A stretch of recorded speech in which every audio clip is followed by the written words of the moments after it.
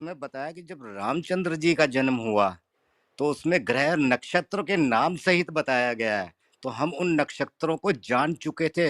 आदि कवि वाल्मीकि कह रहे हैं ये कि जब 12वें मास के में चैत्र के शुक्ल पक्ष की नवमी तिथि को पुनर्वसु नक्षत्र एवं कर्क लग्न में कौशल्य देवी ने दिव्य लक्षणों से युक्त सर्वलोकान्वंदित जगीत जगदीश्वर श्री राम को जन्म दिया, उस समय सूर्य, मंगल, शनि, गुरु और शुक्र ये 5 ग्रह अपने अपने उच्च स्थान में विद्यमान थे तथा लग्न में चंद्रमा के साथ बृहस्पति विद्यमान थे।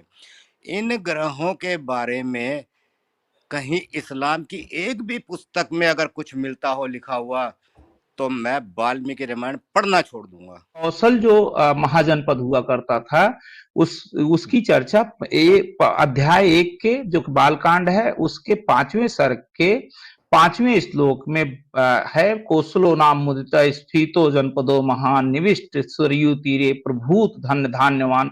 6वें श्लोक में कहा गया अयोध्या नाम नगरी, कौशल के अंदर अयोध्या नगरी थी। कौशल एक महाजनपद था। इसलिए मैं जब कह रहा था तो वकील साहब मैं विरोध नहीं कर रहा था, मैं ये उन्हीं का ऐड कर रहा था। नगर की सीमा थी जो कि 11, वो भी 11 नहीं, वाल्मीकि रामायण 12 दिया गया है, वो तीसरे 7वें में दिया गया है कि अयोध्या नाम नगरी तत्रासी लोक विश्रुता मनुना मानवेंद्र मानवेंद्र या पुरी निर्मिता स्वयं। अब 7वें में दिया गया आयता 10 जद्वे 10 + 2 यानी 12, ठीक है, यानी 12 योजना, चा योजना महापुरी श्रीमत त्रीण 3 यानी 3 चौड़ाई 12 लंबाई, तो 3 × 12 है। वकील साहब थोड़ा सा मैं गलत हूं तो मुझे सुधार दीजिएगा। ये है कि ये मुद्दा नहीं था, ठीक है। अब रहा था कौशल बहुत विस्तृत क्षेत्र था, कौशल की एक अच्छा, नगर थी अयोध्या। जी जी जी, मैं आईएएस साहब में एक बात कह रहा था हमारे मुस्लिम सर्वेयर भाई को कि इस्लाम तो आपने देखा ही है कि वहाँ पर महिलाओं की स्थिति क्या है, क्या इज्जत है उनकी। तो मैं एक छोटी सी बात यहाँ पर ये भी ऐड कर दूँ कि हमारे जो अ, राजा राम हैं, श्री राम जी, उनकी माता का नाम है कौशल्या, और जो उनका राज्य है उसका नाम है कौशल। असल में वो माता कौशल्या के नाम पर उन्होंने अपने राज्य का नाम कौशल रखा था। तो ये भी क्या बात। आपको पता चल जाना चाहिए कि कितना कितना सम्मान हमारे यहाँ नारियों को हमेशा से दिया गया है। सर मैं अपना सवाल रख देता हूँ। सर मेरा सवाल ये है कि अल्लाह को मस्जिद और राम जी को मंदिर और जीसस क्राइस्ट को चर्च की क्या जरूरत है? बस ये सवाल है सर। पहली बात तो कोई अल्लाह है नहीं और ना कोई जीसस था, लेकिन अगर थे भी या है भी तो वाकई उनको मस्जिद और चर्च की जरूरत नहीं है। ठीक उसी तरीके से हमारे राम जी को मंदिर की कोई जरूरत नहीं है। हमारे उस मंदिर में जो बनाया गया उसमें राम जी आकर के नहीं रहेंगे। जो मंदिर है वो केवल प्रार्थना स्थल है, और प्रार्थना स्थल जो है वो हर जगह पर मौजूद है। वहां पर जो निर्माण हो रहा है उसको नाम तो राम मंदिर दिया जा रहा है, परंतु वो राम मंदिर, लेकिन वो राम मंदिर नहीं है मुस्लिम सर्वेयर भाई, मैं आपको क्लियरली बता दूं। जैसे कि मैंने इस स्ट्रीम को जब शुरुआत में मैंने स्टार्ट किया था तो मैंने यही चीज़ एक्सप्लेन की थी कि लोग इसको राम मंदिर का नाम दे सकते हैं, राम मंदिर कह सकते हैं, क्योंकि वहाँ राम जी की जो मूर्ति है, उनकी जो प्रतिमा है, उनका जो स्वरूप है वो स्थापित किया जा रहा है, परंतु वहाँ स्वयं राम नहीं है। राम तो कण कण में है, हर जगह पर राम है। अगर राम ईश्वर है, मतलब उस ईश्वर की बात कर रहा हूँ मैं, राजा राम की बात नहीं कर रहा हूँ। जो राम है ना, ईश्वर ईश्वर जो है एक गॉड, वो हर जगह पर मौजूद है, उसको किसी पर्टिकुलर जगह पर रहने की जरूरत नहीं है। लेकिन अगर किसी की आस्था, किसी का बिलीफ अपने पूर्वज के नाम से, मर्यादा पुरुषोत्तम होने के नाम से, हमारे पूर्व राजा होने के नाम से, और किसी भी विषय के अनुसार अगर हमारी सनातनियों की आस्था उनके साथ जुड़ी हुई है कि वो हमारे लिए एक कॉमन एंटिटी नहीं है बल्कि एक सुपीरियर एंटिटी है या कॉमन से थोड़े ज्यादा है, तो क्या जहां वो पैदा हुए हैं वहां पैदा होने पर क्या हमारा इतना हक नहीं है कि हम वहां पर एक ऐसा स्मारक बनाएं जिससे हमारी वो यादगार बने कि हाँ, यहाँ पर हमारे फला फला एंसेस्टर, फला पूर्वज या फला महान व्यक्ति हमारे पैदा हुए थे इस जमीन पर। ये क्या बनाना गलत है। हम ये कहते हैं कि हमें कोई दिक्कत नहीं है पूरे भारतवर्ष में राम जी के जहां जहां मंदिर हैं, भले ही उनकी जगह पर कोई और मंदिर स्थापित किया जाए या उनकी जगह कुछ और सोशल चीजें बना दी जाएं, लेकिन जहां हमारे राम जी पैदा हुए हैं वहां पर एक स्मारक स्थल बनाना इस ये अपनी आने वाली जनरेशन को ये बताने के लिए कि देखो ये वो जगह है जहां पर हमारे राजा राम पैदा हुए। सर, क्या इसमें कुछ गलत है? और अगर ये गलत है तो फिर पूरी दुनिया गलत है मुस्लिम सर्वर भाई, क्योंकि दुनिया की हर एक कम्युनिटी, दुनिया की हर एक कौम, दुनिया का हर एक नेशन अपने अपने एंसेस्टर, अपने अपने महान पूर्वजों की प्रतिमाएं, स्मारक बनाता है। हर एक बनाता है, दुनिया में कोई भी नहीं है। और ना इससे किसी एग्नोस्टिक को प्रॉब्लम, ना किसी बिलीवर को प्रॉब्लम, ना किसी एथिस्ट को प्रॉब्लम कि अगर कुछ महान लोगों की प्रतिमाएं बनाई जाए, उनका स्मारक स्थल बनाया जाए। तो सर फिर मुझे समझ में नहीं आता कि फिर राम के नाम पर ही बवाल क्यों? मंदिर हमारे लिए इसलिए महत्वपूर्ण है क्योंकि वो हमारे लिए जन्मभूमि है और हमारे लिए जो है स्मारक स्थल है। हम केवल वहां पर स्मारक स्थल बना रहे हैं कि हाँ, ताकि याद रहे हमारी जनरेशन को कि यहाँ हमारे राजा राम जो है, हमारे मर्यादा पुरुषोत्तम राम, हमारे एंसेस्टर, हमारे पूर्वज, वो यहाँ पैदा हुए थे और उन्होंने यहाँ राज किया। एक बात बताओ, जब कोई शहीद होता है तो हम उनके स्मारक क्यों तैयार करते हैं? कारगिल वार हुई, वहां हमारा शहीद स्मारक है, आप कह सकते हो क्यों चाहिए आपको? आपकी वॉर होगी, जीत गई, आप छोड़ो उसको। सही है ये? मंदिर भारत में जितने भी बने हैं ना, ज्यादातर वो ज्योतिष के आधार पर खगोल शास्त्र की विवेचना करते हुए बनते हैं। आप कोणार्क का सूर्य टेम्पल देख लीजिए, और ऐसे दक्षिण भारत में भी जितने मंदिर हैं उनके पीछे विज्ञान है और खगोल शास्त्र को समझाने के लिए बने हुए हैं। अगर ये अयोध्या का मंदिर जिसको मीर बाकी ने ढाया था, वो जो पहले का मंदिर था वो भी खगोल शास्त्र को समझाने के लिए बनाया गया था। उसमें से हम ब्रह्मांड की स्थितियां, नक्षत्रों की स्थितियों को समझने के लिए बनाते हैं।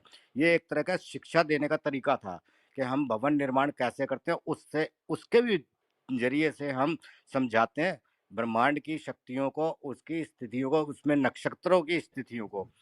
तो वो जैसे वृद्धारण्य उपनिषद में कहा, यत पिंडे तत् ब्रह्मांडे, जैसे अपने शरीर के द्वारा हम ब्रह्मांड को समझने की कोशिश करते हैं, उसी प्रकार मंदिरों और उसके वास्तु के द्वारा हम विभिन्न प्रकार के विज्ञान को समझने की कोशिश करते हैं। वो सिर्फ किसी व्यक्ति या महापुरुष के लिए नहीं है, उससे जरूर जोड़ दिया जाता है कि ये राम का मंदिर है। इसी तरह से अगर हम पुरुष सूक्त को देखते हैं ऋग्वेद के, तो जो शिवलिंग है ना हमारे जितने हैं, ये पुरुष सूक्त को व्यक्त करते हैं, पुरुष और प्रकृति के संबंध को। तो हमारे सनातन धर्म में कोई भी चीज निरर्थक नहीं है, सबका अर्थ है, और उसके पीछे ब्रह्मांडीय संरचना, उसकी सृजन प्रक्रिया का वर्णन आता है।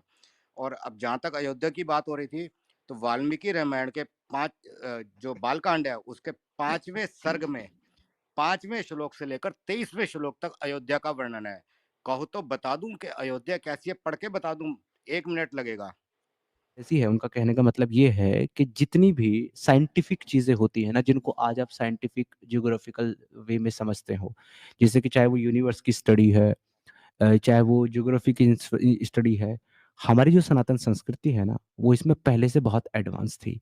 इसलिए आज भी आपको हमारी बहुत सारी जगह पर, स्पेशली मंदिर की जगह पर, आपको ऐसे बहुत सारे डिवाइस मिलेंगे, बहुत सारे इक्विपमेंट मिलेंगे, जिनसे वो लोग जो तारों की जो कंडीशन होती थी ना, और ग्रहों की, यानी कि जिनको आप प्लैनेट्स कहते हैं, उनकी जो सिचुएशन होती थी, उसको वो अंदाजा लगा लेते थे कि वो कहाँ पर है, किस कंडीशन पर है, और सूरज फिलहाल जो है वो किस ग्रह के पास से गुजर रहा है, या कौन सा ग्रह सूरज के सामने से गुजर रहा है, और परिक्रमा में कहाँ गुजर रहा है।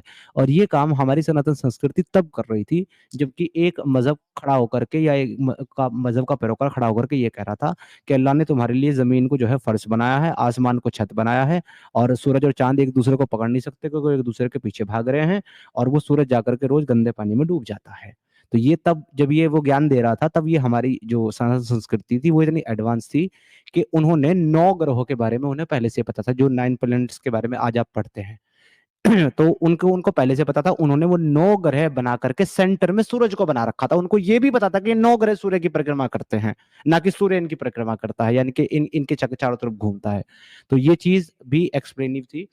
और जहां तक मंदिर का सवाल है, देखिए ये बहुत अच्छा सवाल है, लेकिन बहुत ज्यादा जो है ना, इस पे थोड़ा सा फिर डिटेल आंसर हो जाएगा जितनी मेरी समझ है, क्योंकि मैंने भी इस पे रिसर्च किया है।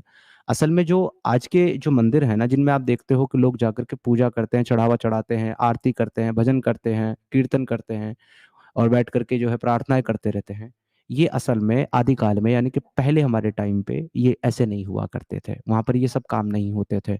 बल्कि वहां पर जो है ना बल्कि इनको मंदिर भी नहीं कहते थे भाई, इनको कहते थे मनन केंद्र। मनन केंद्र का मतलब होता है कि वहां पर सोच विचार चिंतन किया जाता था, बैठ करके डिस्कशन होते थे चीजें। और वहां के जो उस समय के जो खगोलिक साइंटिस्ट थे, खगोलिक विज्ञान के मानने वाले जो हमारे साधु संत थे, और जो हमारे वैदिक लोग थे, वो बैठ करके जो है ना इन्वेंशन क्या करते थे, गणना क्या करते थे तारों की और ग्रहों की और नक्षत्रों की। तो ये चीज वहां पर हुआ करती थी, और राजाओं की वहां पर सभा लगती थी, जो उस समय उस एरिया के राजा होते थे। और वहां बैठ करके एक दरबार लगा करता था, जहां लोगों की प्रजा की समस्या सुनी जाती थी, और हिंदू मिलकर के वहां बैठ करके जो है ना मनन चिंतन करते थे। तो ये ज्ञान जो है ना लोगों के पास था, लेकिन ये सारा का सारा ज्ञान जो है वो हमारी बहुत सारी कुछ लिमिटेड जगहों पर इकट्ठा किया गया था, जिसमें सबसे प्रमुख है नालंदा यूनिवर्सिटी।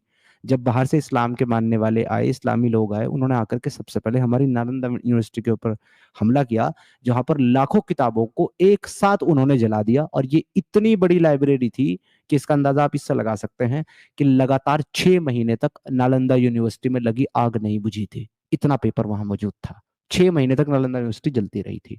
तो जब वो ज्ञान जल गया और लोगों के पास, आने वाली जनरेशन के पास वो नॉलेज नहीं रही, तो अब लोगों ने उन मनन केंद्रों को ईश्वर की प्रार्थना करने के लिए इस्तेमाल करना शुरू कर दिया, और मनन केंद्र बन गए मंदिर। ईश्वर की बात करते हैं तो वहां पर पहले तो आपको एक लाइन ड्रॉ करनी पड़ेगी कि वेदर यू आर थीस्ट और अथीस्ट। पहली बात, जब आप थीस्ट हैं तो आपको डिफरेंट लाइंस ड्रॉ करनी पड़ेंगी कि आप थीस्ट हैं तो किस टाइप के थीस्ट हैं। थीइज्म में, ठीक है, अगर अथीस्ट है तो कोई मसला ही नहीं, फिर तो किसी स्ट्रक्चर की जरूरत है ही नहीं, ठीक है, फिर किसी स्ट्रक्चर की जरूरत नहीं है। ट्रूली आई एम टेलिंग, अगर आप थीस्ट हैं तो थीइज्म में फिर आपको लाइन ड्रॉ करना पड़ेगा which type of theist you are. एक तरीका है सनातन का कि जो सभी को मान लेता है, वो पॉलिथिज्म को भी मान लेता है, वो हेनेथिज्म को भी मान लेता है, वो कैथेनोथिज्म को भी मान लेता है, वो मोनोलेटरी को भी मानता है, वो डायथिज्म को भी मानता है, वो डिइज्म को भी मानता है, वो पेंथिज्म को भी मानता है, वो सभी टाइप के थिज्म को मानता है। यही सबसे बड़ी खूबी सनातन की है कि सनातन में इवन अथीस्ट को भी सनातन होने का हक है, ठीक है, ये सनातन खूबी। अब अगर आप किसी एक टाइप के थेइज्म को आप आरोपित कर देते हैं, ठीक है, जो कि शुरू में ही जब स्ट्रीम शुरू हुई थी तो एक बड़ी अच्छी बात समीर जी ने और टीम मेंबर ने कही थी कि ये चीज कि किसी एक आइडियोलॉजी को दूसरों पर थोप देना, आप अपनी आइडियोलॉजी को मानिए, यू आर वेलकम, दूसरी आइडियोलॉजी को थोप देना ये गलत काम है, ठीक है, कि मेरी आइडियोलॉजी सही है, बहुत बढ़िया है, लेकिन मेरे अलावा बाकी आइडियोलॉजी बेकार है, वो गलत है, ठीक है, एक बात। अब यहां पर इस इतने टाइप के जब थेइज्म हैं, ठीक है, इनमें से किसी एक पर मैं पकड़ के चलूंगा तो ये अन्याय हो जाएगा, ठीक है। अब कोर चीज, इन्होंने चूंकि 3 नाम लिए थे, मैं उन्हीं तीनों पर एक मिनट, आधा मिनट मैं एक्सप्लेन कर देता हूं। इन्होंने बोला चर्च की बात, ठीक है, इन्होंने बोला मस्जिद की बात, इन्होंने बोला मंदिर की बात, ठीक है। अब चर्च पर आ जाते हैं। चर्च में ट्रिनिटी का कॉन्सेप्ट है, बिलीवर्स के लिए, सबके लिए नहीं, बिलीवर्स के लिए, ठीक है। जब इस्लाम की बात करेंगे तो इस्लाम में एक ईश्वर की बात है, यद्यपि वहां पर बहुत से कॉन्ट्राडिक्शंस हैं जो समीर भाई मेरे से बेहतर बता सकते हैं। एक ईश्वर की बात की गई है जिसका नाम अल्लाह रखा गया है, ठीक है। जब आप आएंगे हिंदू धर्म में तो हिंदू धर्म में जैसा मैंने बताया कि डिफरेंट टाइप के, ठीक है, थेइज्म की वहां पर बात है, वहां किसी एक टाइप के थेइज्म की बात है ही नहीं, ठीक है। अब चर्च क्यों जरूरी है, ठीक है, ऑब्वियस सी बात है कि अगर कोई थीस्ट है, कोई जो मानता है किसको, जो ट्रिनिटी को मानता है, ठीक है, जो ट्रिनिटी को मानता है, तो उसके ईश्वर ने कायनात को बनाया। वो एक थे, 3 थे, वो ट्रिनिटी के बावजूद भी अपने आप को मोनोथिस्ट बोलते हैं, ठीक है, चलो उस डिबेट को रहने दो। अगर उनके ईश्वर ने कायनात को बनाया तो एक हो गई खल्क और एक हो गई खालिक, ठीक है। अब खालिक की जो खल्क है या जो उसका क्रिएशन है, क्रिएशन के बाहर तो अकीदत वाला या जो बिलीवर है वो क्रिएशन के बाहर तो नहीं जा सकता ना, उसको पकड़ने के लिए भाई कि मैं आ रहा हूं, चलो तुम्हारी इबादत करूंगा। फर्स्ट ऑफ ऑल यहां इबादत क्यों मैं बोल रहा हूं, क्योंकि थीस्ट है यार, ठीक है, वो बिलीवर है, ठीक है, वो नॉन बिलीवर नहीं, नॉन बिलीवर के लिए कोई जरूरत ही नहीं, लेकिन अगर वो बिलीवर है तो वो उसको रिगार्ड पे करेगा, वो रिगार्ड पे करेगा तो उसके लिए एक तरीका है, वो तरीका क्या होता है, प्रथा और परंपरा से वो तरीके लेता है, ठीक है। इसलिए अगर उसकी प्रथा परंपरा में चर्च का सिस्टम बना दिया गया तो अपने उस खालिक के कायनात को या क्रिएटर को वो इस क्रिएशन के बाहर जाकर नहीं ढूंढेगा, बल्कि वो उसी को रिगार्ड पे करने के लिए चर्च चला जाएगा। ठीक है। सिमिलर चीज जब मस्जिद की बात आएगी तो मस्जिद ये एक जो मोमिनों के लिए, मोमिनों के नजदीक मस्जिद की इबादत तो ठीक है, एक तरीका है। दूसरा, मोमिनों के नजदीक मस्जिद का कारण है उम्मत को इकट्ठा करना। जुमे की नमाज देखिए क्या है, 5 टाइम नमाज देखिए क्या है। ठीक है। तो ये जो है उसका तरीका हो गया कि भाई वहां भी ईश्वर, वो उसका अल्लाह मस्जिद में नहीं रह रहा है। अल्लाह तो कहीं इस खलकियत के बाहर है, क्रिएटर बाहर है, उसके लिए भी मोमिन के नजदीक भी बाहर है। वो एक है अनेक है, वो एक अलग मसला है।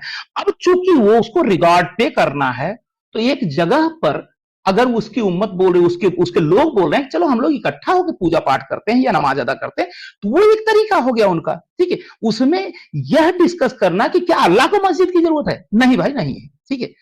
वहां पर वो उनका मोमिनों का तरीका है रिगार्ड पे करने का। सिमिलर चीज जब आप हिंदू धर्म में आएंगे तो यहां पर, ठीक है, जो अभी समीर भाई ने एक बहुत बड़ी बात बोली कि आपके कोर टेक्स्ट में ये मंदिर वंदिर का कॉन्सेप्ट नहीं था। जब आप वेदों में जाएंगे उस टाइम पर कोई मंदिर का कॉन्सेप्ट नहीं है, मूर्ति पूजा का कॉन्सेप्ट भी उसके बाद आता है। ठीक है। अब वही है कि इसको मैं फिलोसफिकल डिबेट में मैं इन शॉर्ट, ठीक है, इतना ही बोल सकता हूं कि चूंकि हमारे यहां हर टाइप के बिलीफ सिस्टम है, ठीक है, तो हम लोग कोई मोनोथिस्ट या पॉलीथिस्ट या ये एक्सवाइजेड नहीं है। हम एकेश्वरवादी भी, एट ए टाइम एकेश्वरवादी भी हैं, एट ए टाइम बहुदेववादी भी हैं। और ये चीज उस व्यक्ति के लिए जो मोनोथिस्ट है उसको समझ में ही नहीं आएगा, इसलिए मैं अभी नहीं समझाना चाहता। अगर आप बोलेंगे मैं समझा भी दूंगा। तो उसके लिए उसके नजदीक मंदिर क्या है, उसके नजदीक, ठीक है, पहले ऋग्वेद में जब आप आएंगे तो वहां पर, ठीक है, एक जो ईश्वर की पूजा की बात की गई, ईश्वर की आराधना की बात की, वो प्रार्थना का स्वरूप। उसके बाद आपका ज्ञान, ठीक है, भक्ति और योग, ये 3 पद्धतियां आती हैं। उसके बाद मूर्ति पूजा आती है। मूर्ति पूजा के बाद गुप्त काल के आसपास आपके मंदिर के स्ट्रक्चर्स पुरातत्व के हिसाब से मिलते हैं। और अगर आप जाएंगे साहित्य के हिसाब से, ये लगभग 6ठी-7वीं शताब्दी बीसी के आसपास, यानी आज से लगभग 2500 साल पहले, उसके पहले मंदिर मिलेंगे। उसके पूर्व के मंदिर आपको नहीं मिलेंगे, ना साहित्य में। और जो आपको पुरातत्व में जो मंदिर मिले वो ज्यादा 1.5 से 2000 साल के बीच के हैं। ठीक है। यानी मौर्योत्तर काल के बाद का। एक चीज और ऐड कर दीजिए, पहले मूर्तियां नहीं हुआ करती थी किसी भी भगवान की, किसी भी ईश्वर की, बल्कि उस समय पर जो है यंत्र हुआ करते थे उनके, और यंत्र से उनको प्रदर्शित किया जाता था। फिर बाद में मूर्तियों ने रूप लिया जब शिल्पकार आए। जी, ये ऐड करना था जी। बिल्कुल बिल्कुल सही बात है। ठीक है, आपने ऐड कर दिया, इसके लिए बहुत बहुत थैंक यू। ठीक है। तो जब आप ऋग्वेद की बात करेंगे और ऋग्वेद के बाद के वेदों की बात करेंगे, लगभग 6ठी-7वीं शताब्दी ईसा पूर्व के पहले तक, ठीक है, वैदिक परंपरा में, ठीक है, मूर्तियों की भी अवधारणा जैसे इन्होंने बताया नहीं था। लेकिन इसका ये मतलब नहीं कि जो बिलीवर्स थे या जो सनातन को मानने वाले थे वो प्रार्थना नहीं करते थे या पूजा पाठ नहीं करते थे। ठीक है। पूजा पाठ का मोहताज वह ईश्वर नहीं है, वह हम हैं भाई। हम अगर बिलीव करते हैं तो हैं। ठीक है भाई, हमें उससे फायदा लेना है या उसके पास जाना है। ठीक है, उसको जरूरत नहीं है। तो उस टाइम की पूजा पद्धति जैसा मैंने बताया कि प्रार्थना थी। ठीक है, प्रार्थना थी। ठीक है, प्रार्थना के बाद मैंने बताया कि 3 धाराएं वहां से निकल रही हैं। 3 धाराएं, योग, भक्ति और ज्ञान। ठीक है, वहां से फिर उसके बाद मूर्ति पूजा आती है। तो उस समय भी, ठीक है, पूजा पद्धतियां, ठीक है, हमारे यहां विद्यमान थी, जो कि हम जब मूर्ति पूजक नहीं थे तब भी। और वह क्या थी? वह थी समर्पण, जो भक्ति बताती है। वह थी ज्ञान, जो अद्वैत बताता है। एग्जैक्टली, जो अद्वैत बताता है। बिल्कुल। वह था योग, जो हमारे षड्दर्शन में, ठीक है, जो योग, वैशेषिक, सांख्य, ठीक है, मीमांसा, उत्तर मीमांसा, ठीक है, और पूर्व मीमांसा, इसमें एक लंबी डिटेल्ड प्रक्रिया बताएगी। उतनी मंदिर, ठीक है, जिस प्रकार से एक विश्वास करने वाला व्यक्ति, ठीक है, अपने ईश्वर के पास, ठीक है, साक्षात नहीं जा सकता। ठीक है, तो वह कुछ प्रतीक के रूप में या एक सिस्टम बना के, एक प्रथा और परंपरा बना के वो उसको रिगार्ड पे करता है। वह कोई भी बिलीवर हो, ठीक है, डजेंट मैटर कि वह ईसाई हो, वह यक्स हो या वाई हो या जेड हो, ठीक है, ईश्वर उसका मोहताज नहीं है, वो कोई भी ईश्वर हो। जी।